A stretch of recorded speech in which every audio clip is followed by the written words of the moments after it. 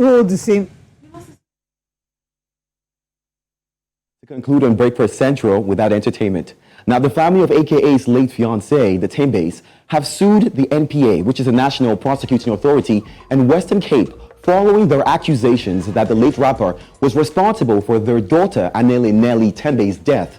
Now, the family believe that the rapper pushed or threw her from the balcony of their hotel room at the Pepper Club Hotel in Cape Town 2 years ago. Now, the Tembes also say that there was ample evidence to have furthered the case in court and allege that the NPA fabricated evidence against their case. Now, the allegations include that AKA partied with his entourage following her death, and these were all contained in a shocking letter sent through the Tembes family lawyer to the NPA after they confirmed they wouldn't be prosecuting AKA for Anele's death and would instead hold an inquest. Now, a reputable South African news outlet, City Press, reported that AKA and Tembe were heard arguing in the hotel, and a witness claimed Tembe told AKA to leave her alone moments before her fall. Now, Tembe reportedly fell to her death from the 10th floor of the Pepper Club Hotel in Cape Town in April 2021.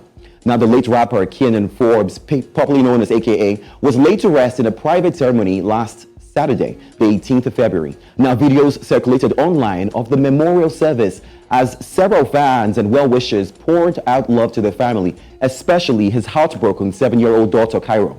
Now, some say it's hard not to believe that the Tembes had nothing to do with the rapper's death.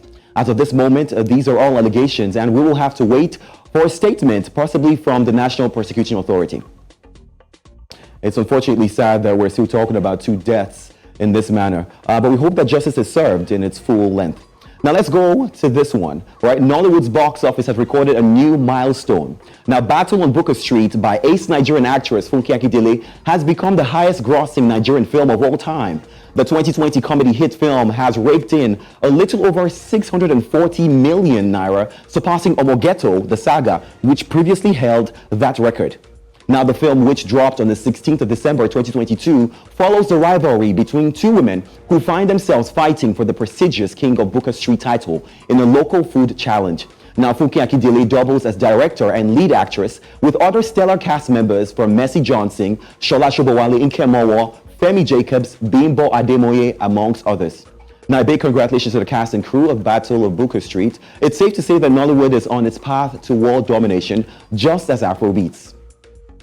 Now let's move to this one. Still in relation to Nigeria's film industry, over the weekend, Pastor Adeolu Adefarasin published an open letter to Nollywood on his personal blog. Speaking on the responsibility of the media in fighting against socio-economical issues, he said, and I quote, "We cannot follow the footsteps of Hollywood. We cannot lose our moral center and continue to glorify sexual depravity, corruption, hate, and many more." He says, "I am so proud of the global success of Nigerians in industries such as music and fashion, but I fear it has come at the great expense of many souls." The actor turned pastor also called out the music industry for glorifying drug use, yahoo, and objectifying women, adding that we have sold our souls to the highest bidder, and his cry is that Nollywood does not follow suit. Now, a part of Adeolu's letter also read, "While the eyes of the world turn to Nollywood, your duty is not to feed the narrative, but to change the narrative. The stories we tell matter." I must agree with him. Yes, the stories we tell do matter, and they're beautiful if they're original, all right? But let's go to the final story today. Moroccan-born mega sensation French Montana has just set a new record as the most streamed African-born star. Verified media outlet Oxgod and popular blog site The Shade Room carried the news over the weekend.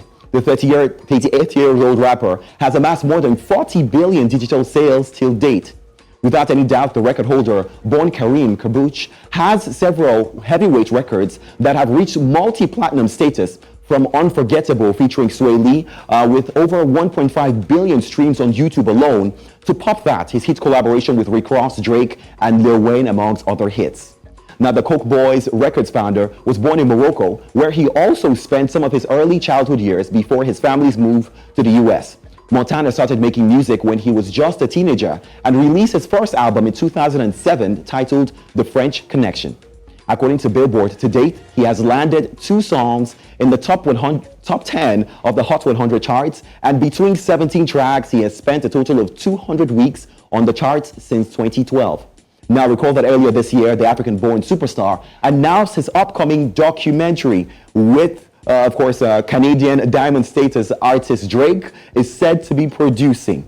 we certainly look forward to that one. There's so much exciting news that happened, but unfortunately, I feel like I want to talk a little about the allegations against AKA. And my thoughts, if I can pull you into it, Elsa and Olive, what do you think? In my opinion, I don't want to be insensitive, but you know, they're both dead. Is there any cause or any reason to still accuse the dead late rapper at this point?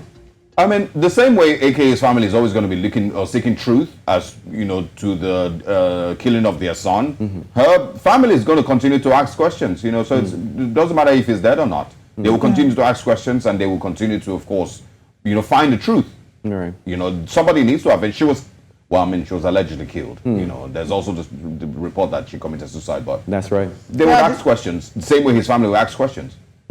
Because at the end of the day, you do need to know the truth to help with closure. But I mean, we wish them all the best. We hope that both families can get to the bottom of the truth and find some form of closure for their kids who have been lost. And that is, you know, it's really heartbreaking that justice is being served in some way, even though there's really no definition of justice in this instance. Thank you so much, Sam Dandy, for joining us with Entertainment Stories. Thank you for having me.